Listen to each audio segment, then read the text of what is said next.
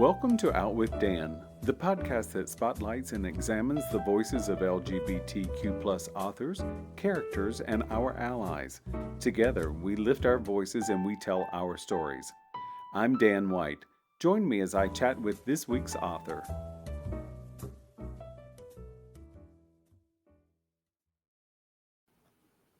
Hello and welcome back to Out with Dan. I'm beyond excited to talk to my chum Ashley Winstead again.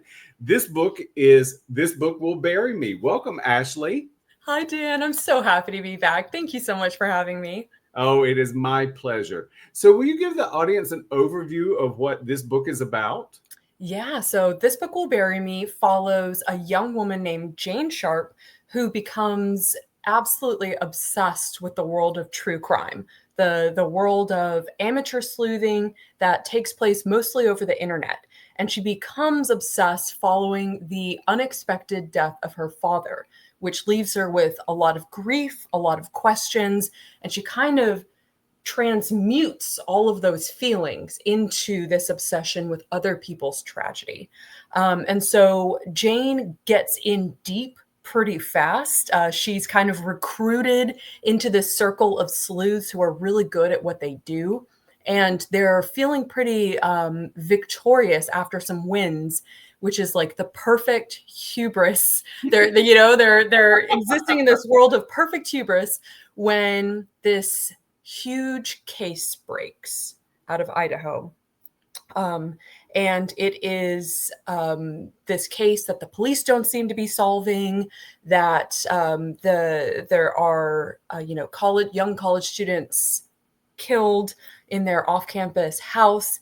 The parents of the victims are asking the true crime community to step in, and Jane and her band of friends decide that they're going to be the ones to solve this, which launches them into very hot water, danger, controversy as the whole world watches. I love that setup. So now comes goofy question number one. Is Jane your middle name? No. Lauren. It's like in the group of like, all right, 80s white girl names. So well, I did think Ashley Jane Winstead would have made a really beautiful name. That would have been cool. Like, I like that. So it came from Jane Doe at first. I was thinking that. And then when the idea to kind of give my father's Star Trek obsession to the father character in this book came, I thought, oh my God, Janeway. That's too good, too perfect. I love that. I absolutely love that. So let's talk a little bit about how you started the book. So you started the book with the death of Jane's dad. Yep. Was there something particular that you wanted to unpack with the loss of a parent, or was that just, forgive this word, was that just a trick to get us into the book? Was that a hook? Or was there something about a familial death that you wanted to unpack? That's such a great question. And it really, I think the purpose of the book and the idea for the book really is in that grief and in like thinking about the strange ways that we as human beings process grief, especially the grief of a parent or someone else who's really close to us and takes us, like knocks us down, takes us by surprise. And I think, you and I have talked before, so that I lost my own father in a similar manner, just very unexpectedly. And one of the ways that I didn't realize I was processing my grief, but realized later, and this is where the seed of the idea for this book was born, was that for the first time in my life, well into my 30s, a few months after my dad died, I found myself obsessed with true crime, like Jane. And in particular, the case that was my trigger, my kind of like invitation into the dark, was the University of Idaho case, the real life Idaho case. And for the first time, I became just like down the rabbit hole, watching TikTok videos, YouTube videos, lurking on forums that I'd never gone to before. Like I became a completely different creature. And then also, normally I'm a fairly introspective person. I'm like, can check myself and say, like, why exactly are you doing these things? But I had total lack of self-awareness for months, until I went to this festival outside of Birmingham, actually, the Southern Voices Festival. And I was sitting at a dinner with a librarian who started talking about how popular true crime was at their library, and how her true crime book club was like, there was a mile-long waiting list to get on. All the authors and librarians at the table started talking about why these people were just so obsessed with true crime, and wasn't it ghastly and exploitative, and wasn't it kind of sad that people's desire to see justice happen had such a voyeuristic manifestation.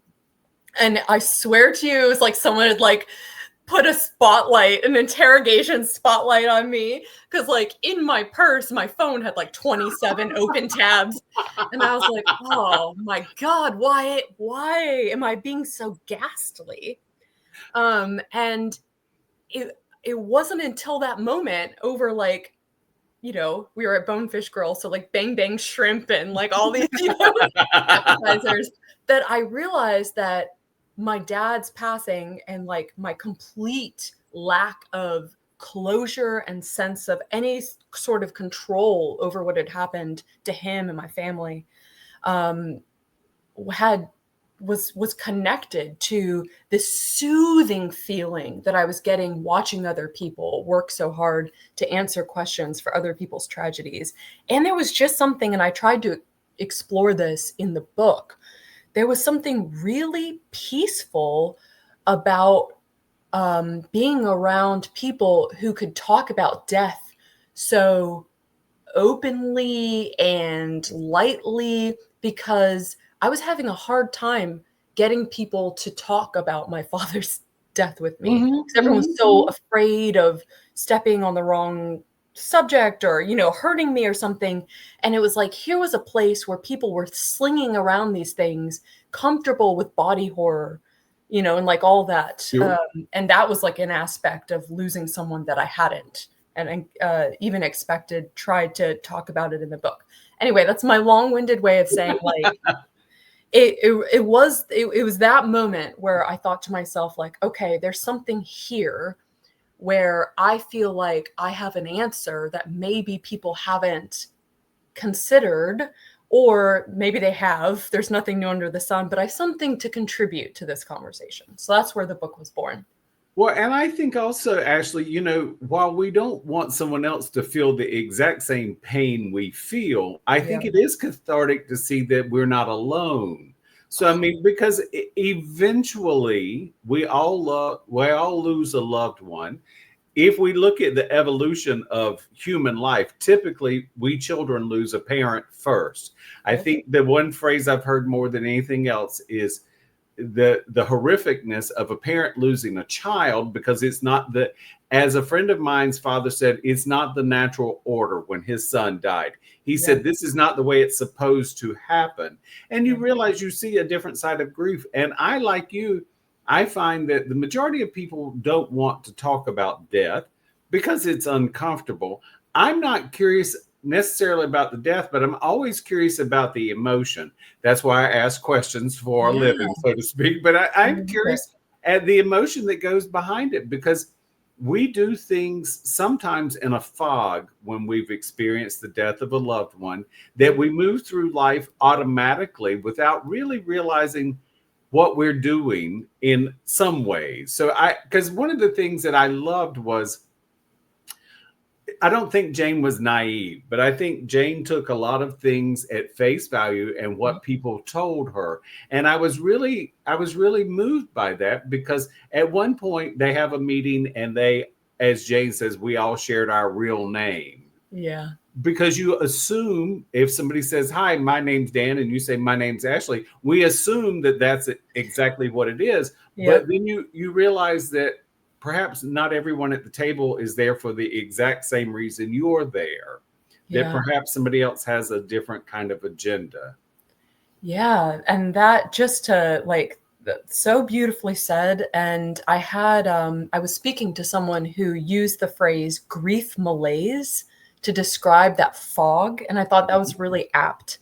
That fog you find yourself in, where you're kind of, without rhyme or reason, you kind of find yourself doing things like, I think I developed a Sudoku addiction after, like these silly things, but it was like a way to turn my brain off for hours at a Yes. time. It's just, yeah, these things you do to pass through the fog, really. But in terms of your point about connection, that's why we write and read books, right? That's absolutely right. Is like saying, this is how it is for me, you too. And in the act of faith of like putting your book out there, you're faithful that that's going to be received. And same with being or reading books. And for Jane, I think that's also why I had this instinct to make Jane young, much younger than I am, because I wanted to capture that taking things at face value that happens to you post grief. And I thought that it would be all the more believable if she was a kind of young character. And I like that choice as well, because I think that, the younger you are when you lose a parent, the less experience you have. When you get to your 30s and 40s, or like me, I'm 62, a lot of my friends have lost their parents. A few of them still have a parent or maybe both parents, but it's rare. So you get into that fraternity or sorority of, oh, we've been through this together. But when you're younger, it is one of those things that you don't have that life experience, more than likely. Some people do, but most people don't. So I like that as well, because I thought it gave her a different sensibility. And there's something that is repeated in the book, looking at something with fresh eyes. Yeah. And of course, when you're younger, those fresh eyes could be a benefit or a hindrance. And I think for Jane, it was both. She could see some things that maybe some of the older people couldn't see, but yet she missed things because she didn't have maybe the experience the older people had. Absolutely. It's so funny. When I lost my father, the friends, I had a few friends reach out and say, welcome to the Dead Dad Club. I'm sorry, Ashley. Forgive me for laughing, because I know. No, that's what I'm saying. Like, it was so jarring to me, this sense of levity, and it really stuck. It was like one of those sticky things that really stuck in my head. And I remember being like, how dare you make light of this? Right. And now I find myself wanting to, like, having to suppress saying that to other people who have lost, someone that they love. And it really is this fraternity or sorority. And I had this book club that I went to, like these beautiful souls, but they were all very young, in their early 20s. And they were around this table, and they're like, well, tell us what to none of us have lost our parents yet. So if you could tell us like what to experience, or just things to keep with us. And it was another one of those jarring experiences where I realized where I stood in like the order of things, Yeah, so I think, that was a big thing for me, because I will share someone, and I thank God I don't remember who said this to me. Yeah. Someone said after my mom died, my dad died first, then my mom died. So, and I'm an only child. So someone said, oh my gosh, you're an orphan now. Oh, it hit like a ton of bricks. I was like, well, that's just like the cruelest thing you could say. But I understand where they were coming from, because technically they were not incorrect. It's just, I was like, my goodness, could we have sugarcoated this a little bit? I mean, lie to me. I don't care. Exactly. But you know what's so interesting is writing this book for me, it was like I was able to divest myself of the preciousness around that I felt around my father's death. Like I was able to work through the idea that I was like somehow unique in my suffering and this thing, you know, and move to the other place where, you know, like Jane says early in the book, I'm just one in a long line of, you know, human beings dealing with grief. And that was so cathartic for me and so important for me. And I credit writing this book with and really depersonalizing Sure. from grief with a lot of my progress. So Well, and I think also it gives you a chance to seriously honor your dad, because yeah. that's something Jane certainly does in this book, which is really beautiful. I know that my mother said to me before she died, she said, "Son, you will grieve me, but don't necessarily expect it to be the day you find out I'm dead." She said that grief will come when it comes. She said, but it will come. Just don't rush it and don't wait for it, because it will probably hit you at a time you just don't see it coming. And she was right. I mean, she was What a very, prescient yeah, thing to say. she was very methodical. So we had planned out her end of life to the Mm-hmm. nth degree, which made my life a lot easier because Yes. I had to fly across the country to deal with this, as an only child has Right. to at times. So, and being the only one left, I had to do it. So It was all on you. Yeah. it was. Wow. But I will say that the preparation we had done in advance did make it much easier. So when I did get around to grieving, I already had done my work that needed to be Mm-hmm. done, and that made it easier for me. And then I will say the universe showed up with a couple of people out of the blue that I could never have imagined I would ever see again in my life, and they knocked on the door. I mean, it was just magical in some ways, and that would never have happened had my mother not passed away. So, you know, Yeah. I mean, I Wow. wasn't happy she was gone, but you know, I got a few Oh no, I benefits from totally it. get it. I trust me, I totally get it. So of the so you give a few statistics in the book that Yep. I would like to point out, because it was something I didn't know. There are about 4,400 bodies found each year that are unidentified, and Mm-hmm. we have perhaps more than 40,000 unidentified bodies in this country. And Yep. I think to myself, I really, what I thought was, holy shit. I mean, Yeah. there's no two ways about it. I mean, I thought, wow. And it there's a book, and I don't remember who wrote it, called An Unremarkable Life. And Mm-hmm. that's what I thought of when I read that statistic. It's not that these people were human beings, and they Right. were people who meant something to somebody. Just for whatever reason, people don't know they've gone. And that was very sobering. It is so sobering, and especially and just to like that's from the federal, you know, Bureau of Justice. And so everything, statistics like that tend to be a little bit out of date, but that one has, you know, because they're always kind of looking back and saying, well, in 2017 that's the latest numbers, but that one persists, that still remains true. And there's that reality in this country is something I haven't been able to um, give up researching and being really interested in.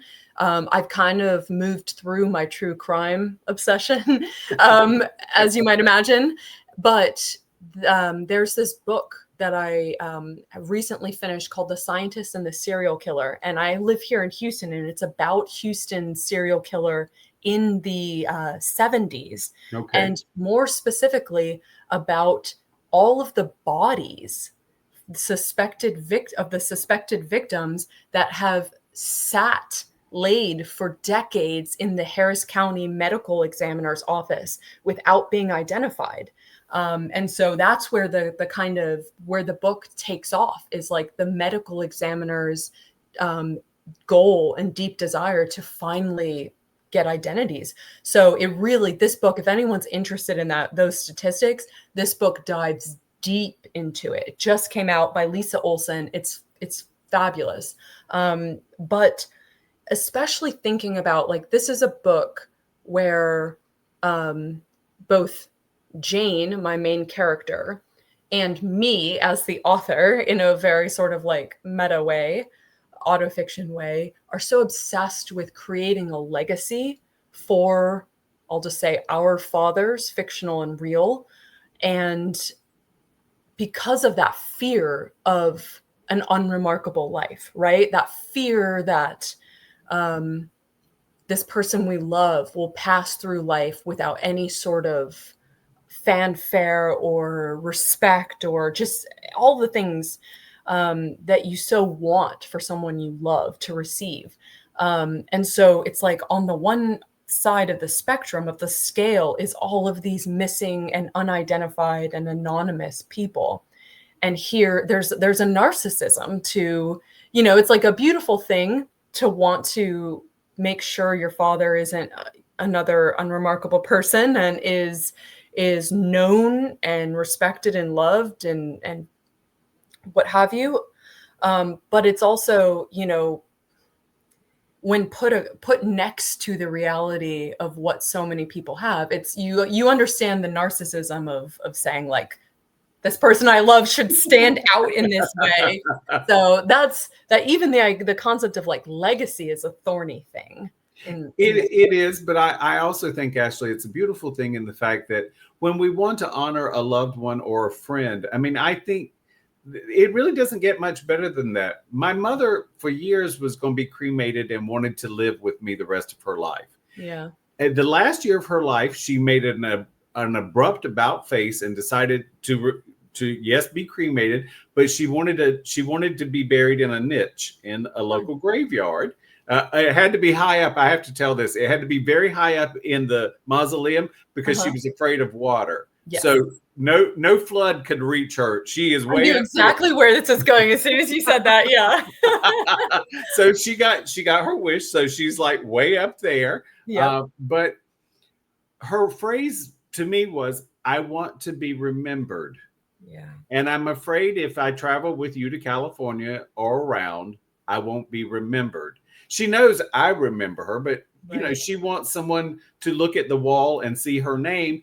If they know her, they remember. If they don't know her, they still say, okay, there she is. And so I was a little surprised about that, only because my mom wasn't what I would call sentimental. She was much more direct.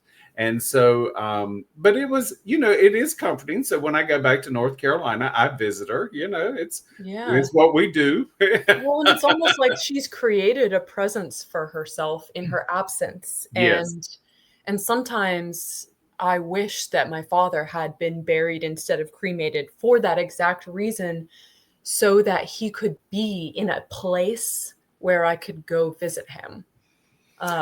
Yeah.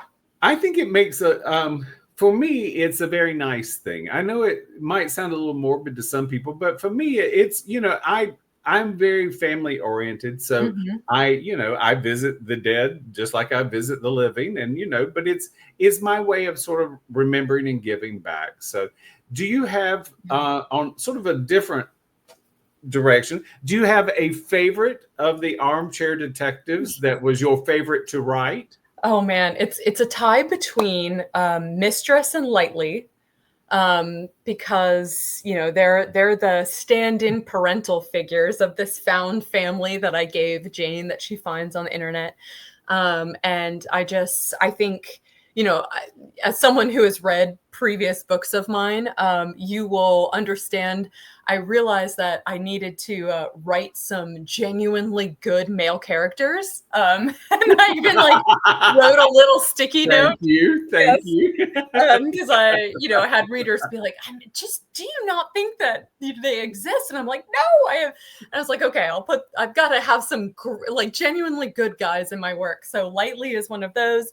Mistress to me is just, she's like this lovely grandmotherly figure, this sharp, smart woman. And she also, I think this is something I play with in the book, but she is what a lot of real amateur sleuths look like in terms of being a woman who is retired, has a lot of time on her hands and the patience and skill to sift through hours and hours and hours of mind-numbing records and details. And it turns out a lot of investigation and sleuthing comes down to your ability to parse incredibly dull information at incredible volumes. That's what I learned in my research. Well, and also I think to navigate what is true and what is fiction, because, you know, even in the newspaper nowadays, there's a lot of conjecture. We do a lot of, okay, so and so said, so it becomes fact. Yes. And then to try to sift through those, it takes a lot of work and research to sift through what is really true and what is something someone said that was convenient to them at the moment, you know, because I often tell people, if one of the neighbors happens to be killed, don't knock on my door and ask me, because I ain't got nothing to say. I'm not the least bit interested in 10 minutes of fame that way. But there are people who they're looking for their 10 minutes of fame anywhere they can get it. But without them, of course, stories are never nearly as fun. Right. And, you know, like, isn't this the reality that we're all hurtling, like, against our will into with the rise of AI and the prominence of, you know, communities on the internet being where we increasingly socialize and get our news? And it just, and I think like that's why the University of Idaho case as a real life case ended up being so interesting to me, and something that I wanted to model in this book by building a parallel case, because to me it's like this high watermark. It's this harbinger of where we're going as a community.